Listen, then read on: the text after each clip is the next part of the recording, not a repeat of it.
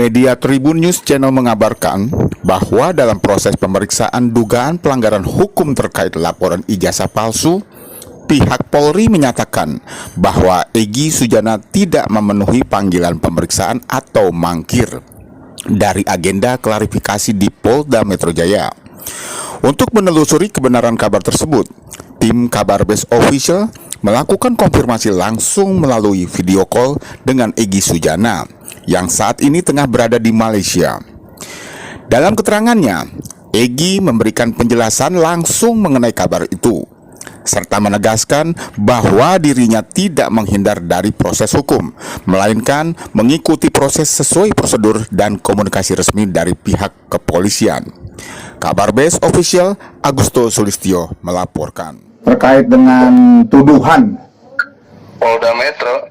Oke Bang, bisa dijelaskan Bang, bagaimana Bang? Ya, pertama, keterangan polisi itu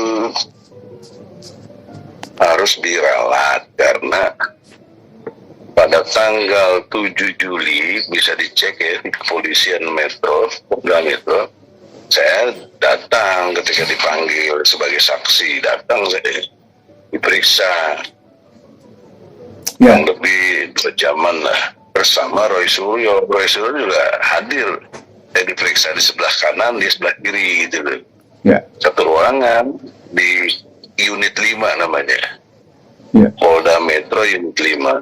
Nah, jadi dalam konteks itu tidak benar dong kalau saya dibilang mangkir. Itu yang saya mau klarifikasi. Saya hadir gitu loh.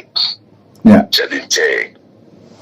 Nah, kemudian tanggal 9 saya dapat undangan gelar perkara khusus di Mabes Polri Bareskrim. Ya. Nah, dalam keterangan khusus itu saya sangat menjelaskan bahwa ini gelar perkara nothing saya bilang di depan jenderal-jenderal itu semua itu. Ada DPR, ada Komnas HAM, ada Kompolnas gitulah. Ya. Jadi saya bahkan ada ombudsman saya lihat itu mentanyakan saya ini fokus ke ijazah S1 ijazah SMA.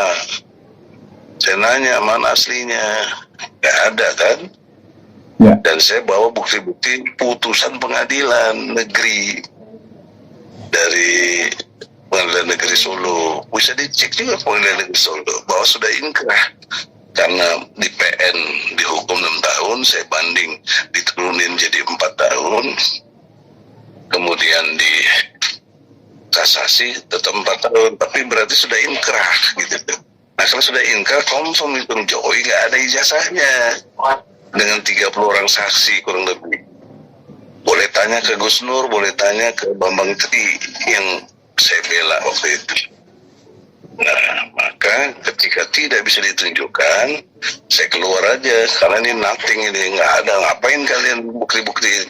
Kalau soal identik, kalau diambil sumbernya yang KW, yang fake, yang palsu, apalagi fotokopian, ya juga identiknya pasti sama, namanya identik. Yang kita cari itu bukan identik, tapi otentik. Itu ilmu hukum tuh. Ya. Nggak ada di dalam ilmu hukum alat bukti berupa fotokopi, nggak bisa. Mana ada caranya, mana hakim. Tapi saya karena waktu itu 2023 Jokowi masih presiden, hakim pada ketakutan, Tuhannya bukan Allah, Tuhannya Jokowi, ya aku memutuskan akhirnya dihukum. Jadi oleh karena itu dalam konteks ini saya ingin klarifikasi itu. Jadi kalau mau diperiksa lagi boleh kapan. Ini ngomong saya pilih lagi sakit, jangan sekarang minggu depan bisa. Dengan terus dipilih kita penakut, enggak lah. Jadi oleh karena itu dalam kesempatan ini saya siap diperiksa. Tapi kalau alasan sakit ya nggak bisa dipaksa.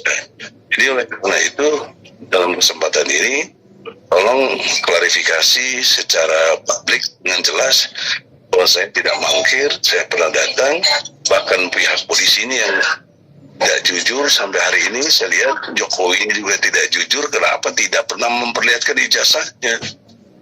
Orang dilaporin gitu. Saya kira itu aja lah. Kalau nggak jelas juga ya, ketemu aja di Jakarta. Ya, Siap, Bang. sekarang gitu ya. Siap, Bang. Siap, Bang. Baik. Yuk, makasih. Assalamualaikum. Waalaikumsalam warahmatullahi.